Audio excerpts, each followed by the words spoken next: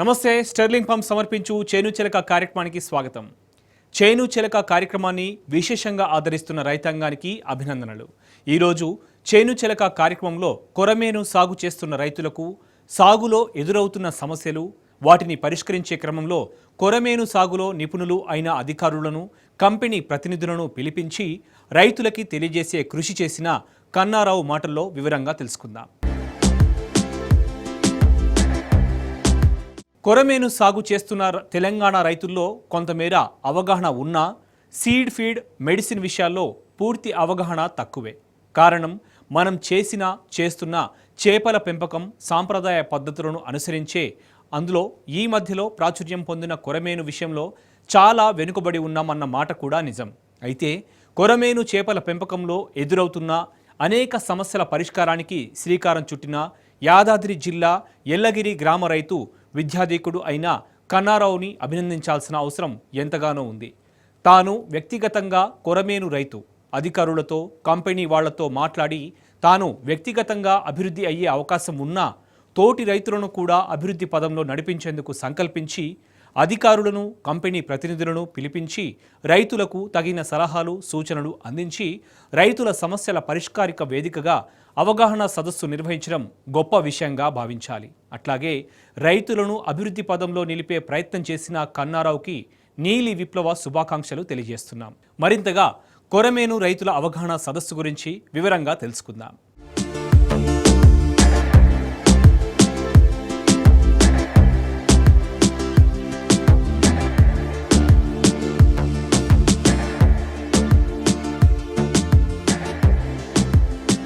ఈ వేదిక మీద సారు చెప్పే సూచనలు మనం పాటిస్తే అంటే మన ప్రభుత్వం ప్రతిపాదించినటువంటి ఆ ఫామ్ ఫండ్స్ కానీ ఖర్చు పెట్టినటువంటి ఆ నిధులు కానీ నిరుపయోగం కాకుండా ఈ చేపల చెరువు సాగు కోసం అవగాహన ఉన్న వాళ్ళకి ఏదైనా డిసీజ్ వస్తే దానికి సంబంధించినటువంటి మెడిసిన్స్ అవైలబుల్ ఉన్నా కూడా ఆక్వా గ్రేడ్ అవైలబిలిటీ లేక, ఒకవేళ దీని మీద అవగాహన లేక రోజు 10-15 మంది అన్న నాకు ఈ చేపకి ఇలా రెడ్ స్పాట్ ఉంది, వైట్ స్పాట్ ఉంది, ఒక ఫంగస్ లాగా వచ్చింది, దీనికి ఏం చేయాలని అడుగుతున్నారు.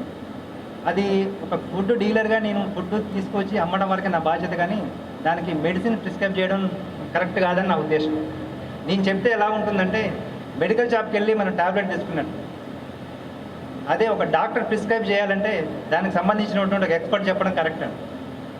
అందుకని చెప్పి ఒక 3-4 మంత్స్ నుంచి యునో ఫీడ్స్ చైర్మన్ గారిని నేను రిక్వెస్ట్ చేస్తూ ఉంటే రాము గారు టెక్నికల్ చీఫ్ అండి, ఆయనతో మాట్లాడుతూ ఈరోజు టైం ఇచ్చారు. దానికి రాము గారికి నేను చాలా కృతజ్ఞుని. తెలంగాణ రైతుల తరఫున నేను యునో ఫీడ్ చైర్మన్ గారికి అండ్ యునో టీమ్కి అందరికీ నేను పేరున ధన్యవాదాలు తెలియజేస్తున్నాను.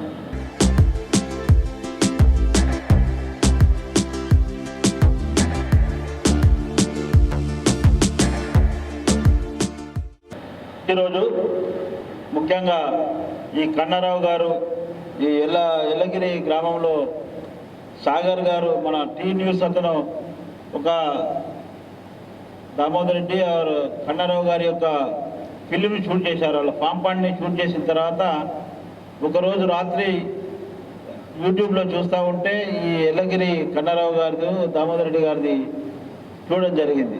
నెక్స్ట్ డేనే ఆయన పొలానికి రావడం పోయింది.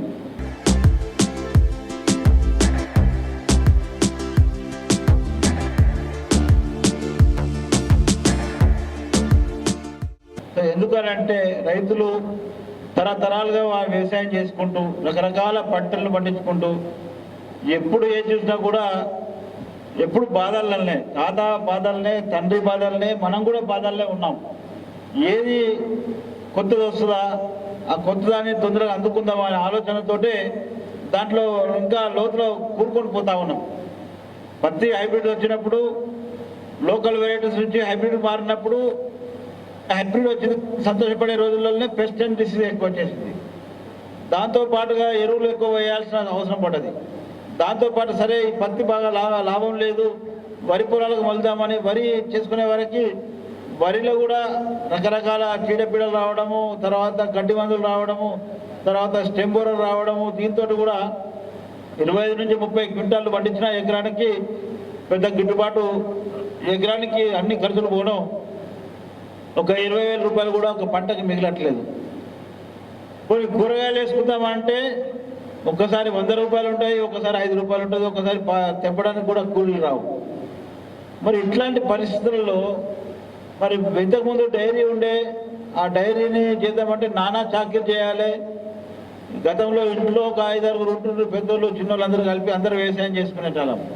ఇంటికాడ కోడి పిల్లలు ఉంటే కోడి పిల్లలు, మూసోళ్ళు, పెద్ద మనుషులు ఉంటే కొంచెం ఆవులు కానీ గేదెలు కానీ ఉంటే కొంచెం గడ్డి కోసుకొచ్చి గడ్డి మేపుకునే పెద్ద మనుషులు ఉంటాయి. ఇప్పుడు ఆ పెద్ద మనుషులు లేరు. ఉన్న పిల్లగాళ్ళను రెసిడెన్షియల్ స్కూల్ పంపిస్తున్నాం, ఏదో స్కూల్ పంపిస్తున్నారు. ఇక భార్య భర్తలు అయిపోయినారు. అవి వంట చేసేటకే యాస్టకు వస్తున్నది. ఆయన టీవీ ముందర కూర్చుంటుంది, వ్యవసాయం కంగలపోతుంది.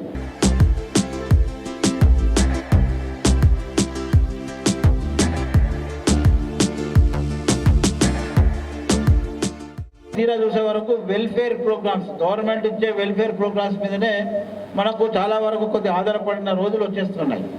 అది మంచి పద్ధతి కాదు.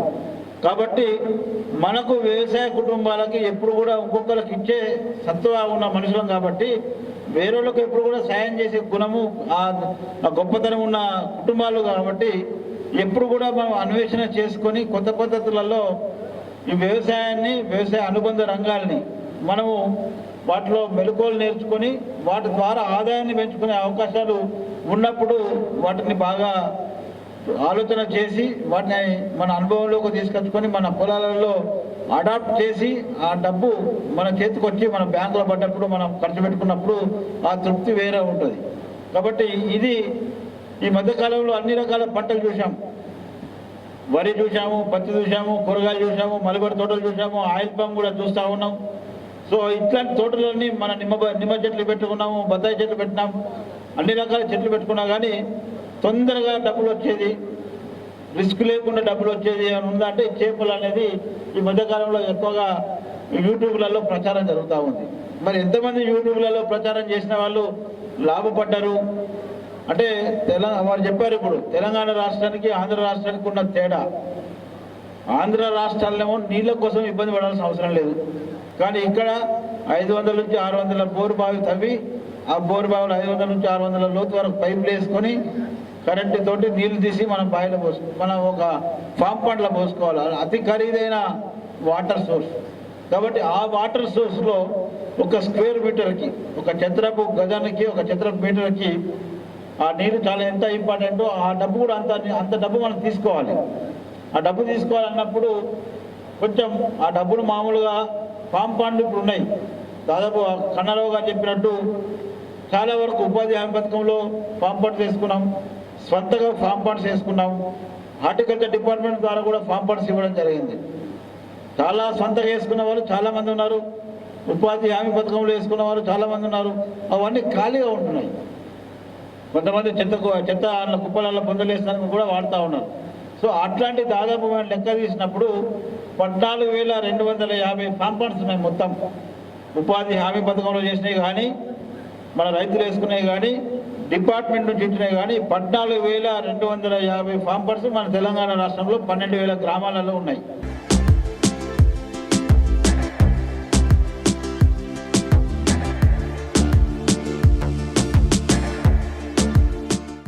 ఒక తెలంగాణలో మనకు ఏదైతే మనము మన స్టేట్ ఫిష్ అనుకుంటున్నామో మరలు కానీ కొర్రమీను కానీ, ఈ కొర్రమీను ఎక్కువ ప్రిఫర్ చేయరు. ఆంధ్రలో ఎక్కువ తినరు దీన్ని.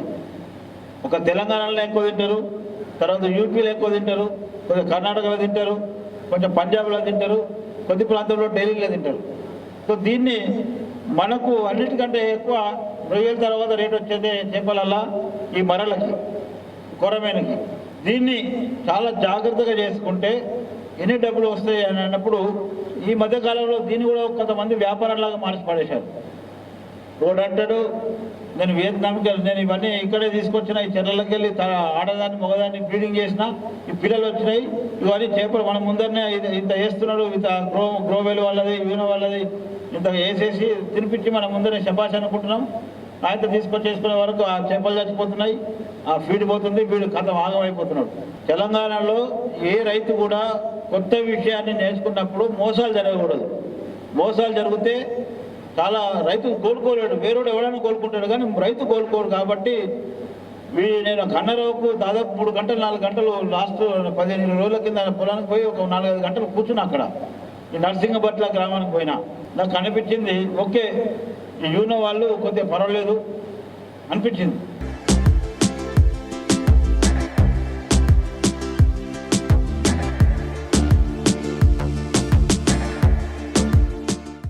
కొరమేన్ని ఒక మీ స్టేట్ ఫిష్గా డిక్లేర్ చేసుకున్నారు కాబట్టి నేను కొద్దిగా అసలు లాభం లేకుండా అక్కడికి ఫస్ట్ రైతాంగానికి బాగా లాభం జరుగుతుంది. ఆటోమేటిక్గా నాకు 2 రూపాయలు మిగిలినా కూడా మిగిలినట్టే. కాబట్టి రైతులకు లాభం జరగాలి కాబట్టి నేను దీంట్లో R&D చేసేసి నేను సీడ్ను కూడా నేనే తయారు చేస్తున్నాం.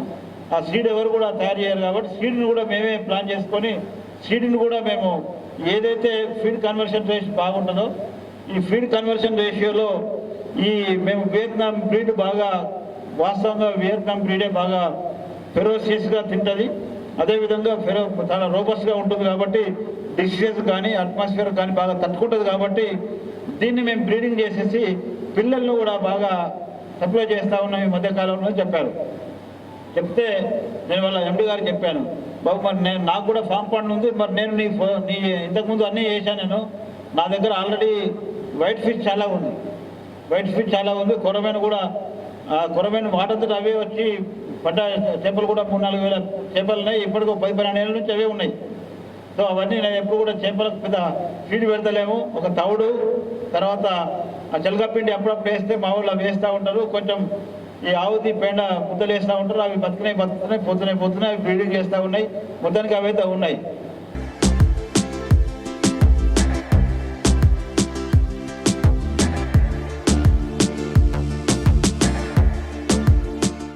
నేనే స్వయంగా ఒక 15-20 మీటర్ల పొడవుది ఫామ్ పాండ్ తీసి ఒక ఫామ్ పాండ్లో వేద్దాం.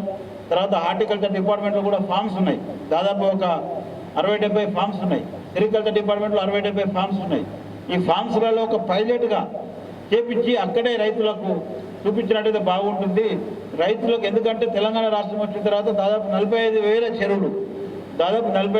చెరువులు అన్ని రినోవేట్ అయిపోయినాయి, అన్నిట్లో నీళ్ళు ఉన్నాయి. సో చేపలు అనేది 30 నుంచి 40 లక్షల ఎకరాలు ఆంధ్ర కంటే ఎక్కువ చేపల ఉత్పత్తి తెలంగాణ రాష్ట్రంలో ఈ 2-3 సంవత్సరాల్లో జరుగుతుంది.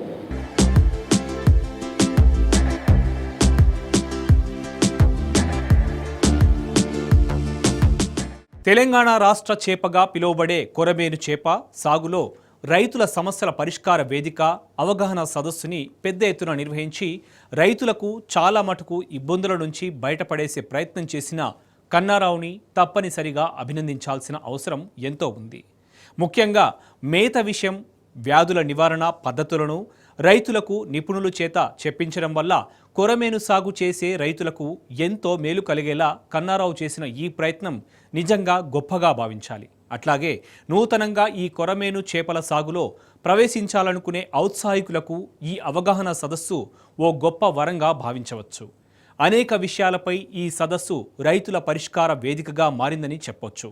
మరింతగా మనం కన్నారావు ద్వారా నిర్వహించబడ్డ కొరమేను చేపల పెంపకం అవగాహన సదస్సు గురించి పూర్తిగా తెలుసుకుందాం.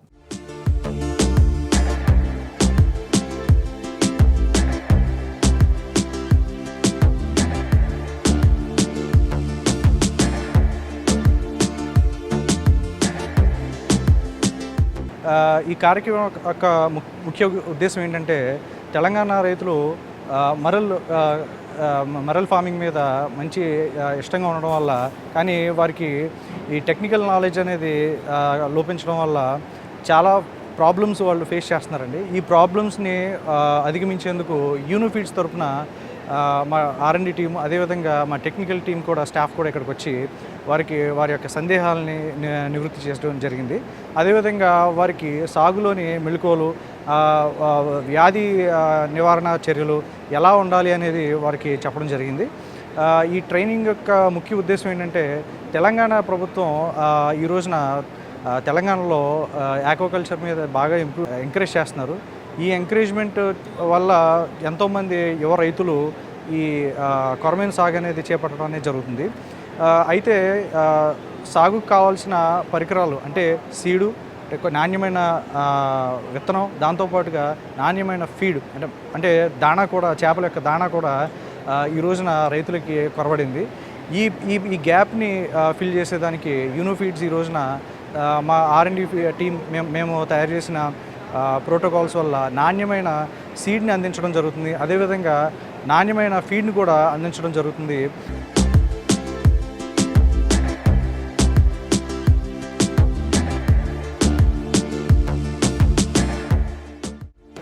ఈ ఈ నూతనోత్సాహం చూస్తుంటే తెలంగాణలో ఖచ్చితంగా ఈ కొరమేను సాగు యొక్క భవిష్యత్తు ఖచ్చితంగా అద్భుతంగా ఉండబోతుంది. అదేవిధంగా ఇక్కడ నార్మల్ పాండ్స్తో పాటు RAS మరియు బయోఫ్లాక్ పద్ధతుల్లో కూడా ఈ కొరమేను సాగుని చేస్తున్న వారు ఉన్నారు. వారిని కూడా అక్కడ జరుగుతున్న వాళ్ళ ట్యాంక్స్ దగ్గర జరుగుతున్న డేటాను కూడా ఇక్కడ ప్రజెంట్ చేయడం జరిగింది.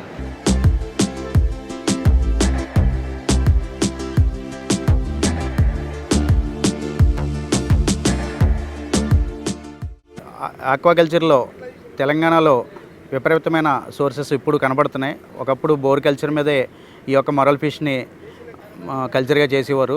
అలాంటిది ఇప్పుడు మన కేసీఆర్ గారు కాళేశ్వరం ప్రాజెక్ట్ ద్వారా ఈ నది జలాలని వాడుకుని కూడా చాలామంది ఈ మహబూబ్ నగర్ డిస్టిక్ కానించి ఇటు నల్గొండ మిగతా ప్రాంతాలన్నీ కూడా ఈ కల్చర్, ఇండియన్ మొరల్ ఫిష్ కల్చర్ని సాగులో చాలా ముందుకు పోతుంది. అదేవిధంగా ఇక్కడ కల్చర్ అయితే, వనరులు అయితే ఉన్నాయి, కానీ చాలా రైతుల్లో చాలా సమస్యలు, అంటే తెలియని నాలెడ్జి, చాలా వరకు కల్చర్ ఎలా చేయాలి, ఎంతవరకు పాండ్ ఉండాలి, వాటర్ మేనేజ్మెంట్ ఎట్లా ఉండాలి, ఫీడ్ ఎలా ఉండాలి, అలాగే చాలా వరకు సీడు విషయంలో కూడా చాలామంది రైతులు చాలా ఇబ్బందులు గురవుతున్నారు, చాలా మోసపోతున్నారు. ఎందుకంటే మొరల్ ఫిష్ అనేది చాలా హై న్యూట్రియంట్స్ గల ఫిష్. అలాగే ఇప్పుడు ఈ చేపను ఎక్కువ శాతం ఈ చేపని మన తెలంగాణలోనే ఆస్తమా మిగతా వాటిలో కూడా ఈ చేపను విరివిగా వాడడం జరుగుతుంది.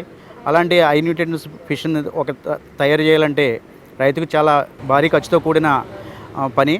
సో అలాంటిది అంత భారీ బడ్జెట్తో కూడిన ఇలాంటి సాగుకి చాలా విలువైన సమాచారం రైతు దగ్గర ఉండాలి, లేకపోతే చాలా ఇబ్బందులు పడతారు. అదేవిధంగా మెయిన్లీ రైతులు ఇబ్బంది పడే విషయం ఏంటంటే ఇక్కడ సీడ్ సెలక్షన్లోని ఫీడ్ సెలక్షన్లో చాలా ఇబ్బందులు గురయ్యి చాలా ఎక్కువ బడ్జెట్తో కల్చర్ సాగులోకి చివరికి వచ్చేటప్పటికి అనుకున్న దానికంటే వ్యయం ఎక్కువైపోవడం వల్ల కల్చర్ చాలామంది మధ్యలోనే డ్రాప్ అయిపోవడం, ఈ కల్చర్ మన వల్ల అవదని ఇబ్బందులు పడ్డం. సో మేము చాలా మంది నుంచి మేము చూస్తున్నాం.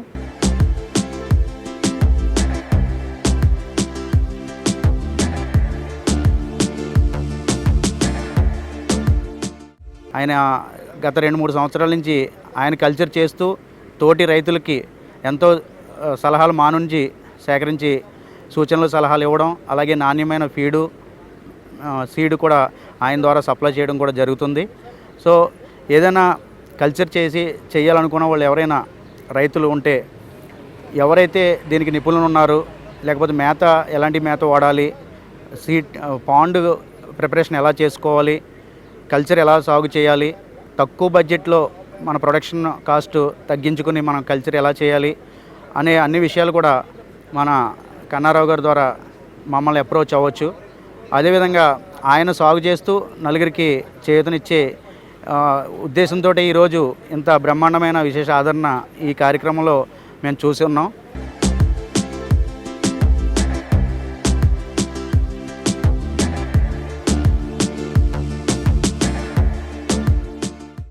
ఈ కల్చర్లో ఇంకా ఎంతో అనుభవాలు తెలుసుకోవాలని, అలాగే రైతులు ఎలా సాగు చేయాలనే దాని మీద, అలాగే disease management, feed management, seed management, water management, అలాగే ఇవన్నీ ఒక ఎత్తు అయితే ఎండ్ ఆఫ్ ద పట్టుబడి హార్వెస్ట్ ఎలా చేయాలి అనే దానికోసం ఆఖరిగా FCR ఎంతలో రావాలి, ఒక చేపకి తయారవడానికి ఖర్చు ఎంత అవుతుంది అనే ఈ విషయాలన్నిటి మీద మేము ఇప్పుడు రైతులతో చర్చిస్తున్నాం.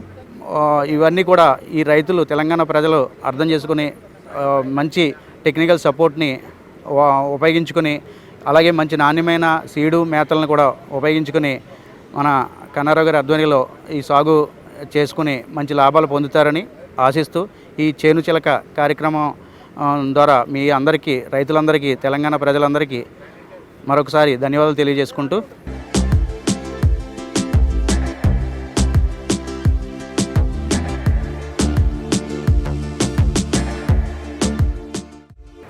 నమస్కారం అండి. ఈరోజు ఎల్లగిరి గ్రామంలో చేపలు, రొయ్యల చెరువుల సాగుపై అవగాహన సదస్సు జరుగుతుంది. దీనికి ముఖ్య కారణం ఏంటంటే, నేను గత 2 సంవత్సరాలుగా ఈ చేపల చెరువు సాగు చేస్తున్నాను. మొదటి సంవత్సరం వైల్డ్ మర్రెలు సాగు చేశాను.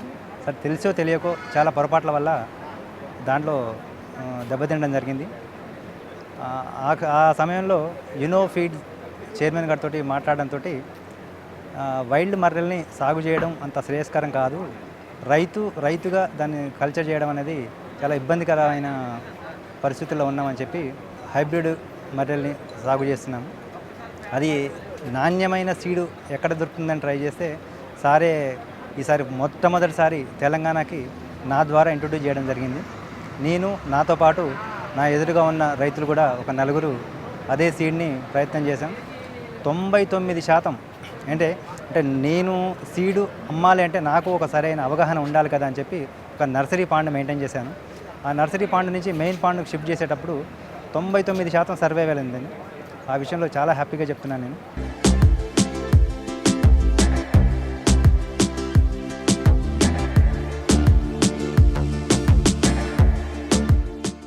సార్, నాకు ఈరోజు నాకు ఈ ప్రాబ్లం వచ్చింది, మన దగ్గర ఫీడ్ కొన్న రైతులకి ఈ ప్రాబ్లం ఉందంటే డైరెక్ట్ టెక్నికల్ టీమ్కి చెప్పేవారు. రాము గారు, సత్య గారు, రాజేష్ గారు, మణి, ఎప్పుడైనా సరే ఇప్పుడు ఫోన్ చేసినా ఈ 4 నాకు రెస్పాండ్ అయ్యేవాళ్ళు.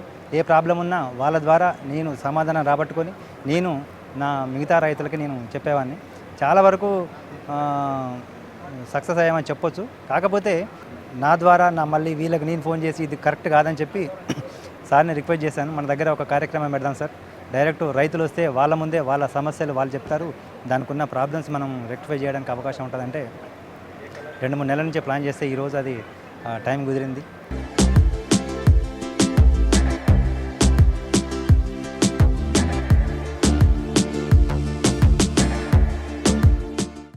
ముఖ్యంగా చేపల చెరువు అనగానే మన ఇంట్లో అయితే ఎలా అయితే ఫస్ట్ ఎయిడ్ కిట్ పెట్టుకుంటామో, చేపల చెరువు అనగానే కూడా మనం కూడా ఒక ఫస్ట్ ఎయిడ్ కిట్ దానికి అరేంజ్ చేసుకోవాలండి.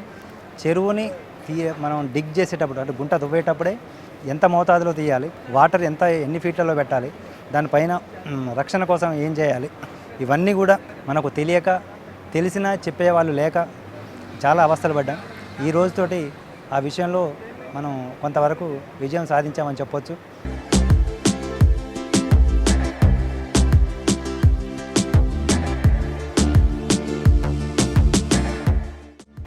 అయితే ఈ యునోఫీడ్ డిస్ట్రిబ్యూషన్ తీసుకున్నప్పుడు నేను ఈ రోజుకి 11 నెలలు అవుతుందండి. ఈ 11 నెలల కాలంలో చాలామంది రైతుల బాధలు నేను విన్నాను. వాటితోటి నేను ఏది చేయొచ్చు, ఏది చేయకూడదో కొంతవరకు నేను నేర్చుకున్నాను.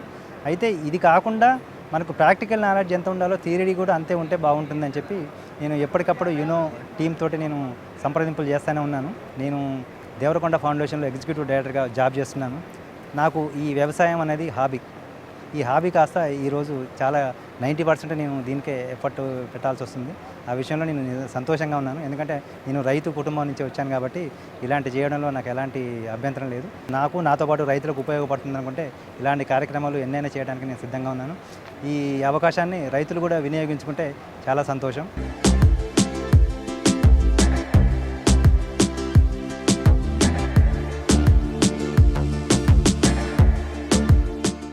చెరువు వేస్తున్నాము, మనకు నీళ్లు ఉన్నాయి, నీళ్లు పెడుతున్నాం, చేపలు వేస్తున్నాం అంటే సరిపోదండి. దాన్ని మేనేజ్మెంట్ విధానంలో ఎన్నో లోటుపాట్లు ఉంటాయి. ప్రతిరోజు నేర్చుకోవాలండి. ప్రతిరోజు ఉదయం లేస్తే మనం దాంట్లో ఒక కొత్త విషయం నేర్చుకోవాలి. అది మా తపన మనకు ఉండాలి. ఇంకొకటి, అన్నీ చేసాం, చివరికి చేపలు హార్వెస్టింగ్. నాకు ఈ మధ్యలో వీళ్ళతో మాట్లాడడం వల్ల నాకు తెలిసింది ఏంటంటే, హార్వెస్టింగ్ అనేది కూడా ఒక టెక్నాలజీ అనే విధానంలో ఉందని తెలిసి చాలా ఆశ్చర్యపోయాను. అంటే లాస్ట్కి 1 కేజీ సైజు వచ్చింది, రేపు నేను అమ్ముతున్నా అని ఓలేసాం, పట్టాం, అమ్మడం అది కాదండి. ఎందుకంటే ఇక్కడ నుండి మన ఫామ్ దగ్గర నుంచి ఒక మార్కెట్కి వెళ్ళాలంటే కొన్ని కిలోమీటర్లు ట్రావెల్ చేయాలి. ఆ ట్రావెల్ చేసే క్రమంలో అది చాలా స్ట్రెస్కు గురవుతుంది. అది మనకు తెలియక చాలా పొరపాట్లు చేసాం. ఆ పద్ధతులు కూడా ఏంటో ఇప్పుడు చర్చకు వస్తాయి. అవన్నీ కూడా క్షుణ్ణంగా పరిశీలించాలని రైతులను కోరుకుంటున్నాను. Thank you.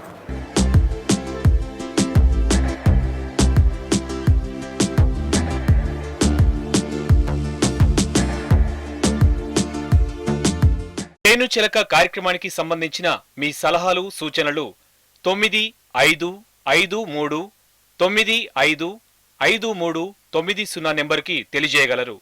ఇది ఈనాటి స్టెర్లింగ్ పంప్ సమర్పించు చేను చిలక కార్యక్రమం. మరో పంటతో మళ్ళీ కలుద్దాం. అంతవరకు సెలవు. నమస్తే.